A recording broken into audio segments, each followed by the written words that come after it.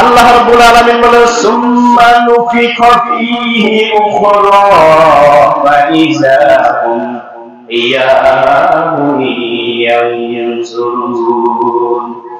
রব্বুল আলামিন বলেন ইসরাফিল আলাইহিস সালাম যখন দ্বিতীয়বার সিংহায় ফুঁক দিবেন, অর্থাৎ শেষ ফুঁক যখন সিংহায় দিবেন, সমস্ত মানুষগুলা নিজ নিজ জায়গা থেকে কবর থেকে উঠে আল্লাহ তাআলা দিকে তাকিয়ে থাকবে। আল্লাহ তাআলা দিকে তাকিয়ে থাকবে মানে আকাশের দিকে তাকিয়ে থাকবে, অর্থাৎ গোটা পৃথিবীটাকে আল্লাহ তাআলা অন্য একটা পৃথিবীতে রূপান্তরিত করবেন। যদিও দুনিয়ার এই যে পৃথিবী আছে, এই পৃথিবীর সাথে কিছু কিছু মিল থাকবে, কিন্তু গাছ গাছলা বলতে কিছুই থাকবে। তখন আমরা সবাই এরকম নিজ কবর থেকে নিজের শরীরকে ঝাঁকতে ঝাঁকতে আমরা এরকম আকাশের দিকে তাকিয়ে থাকবো।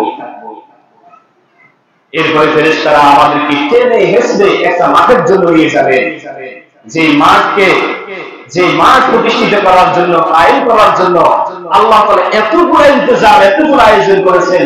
গোটা পৃথিবীটাকে ধ্বংস করলেন, পৃথিবীটাকে অন্য পৃথিবীতে রূপান্তরিত করলেন, এরপরে পাহাড় পর্বত সবকিছু ধ্বংস করলেন, আসমানকে ছিঁড়ে ফেললেন। এগুলা সবকিছু কেন করলেন? ওই মাঠ কায়েম করার জন্য, ওই বিচারের ময়দান কায়েম করার জন্য, প্রতিষ্ঠিত করার জন্য এতগুলো আয়োজন, এতগুলো ইন্তজাম দিয়েছে। ওই কিয়ামতের মাঠটা গোল হবে এবং কিয়ামতের মাঠের রং হবে রূপার মতো সাদা। সুবহানাল্লাহ।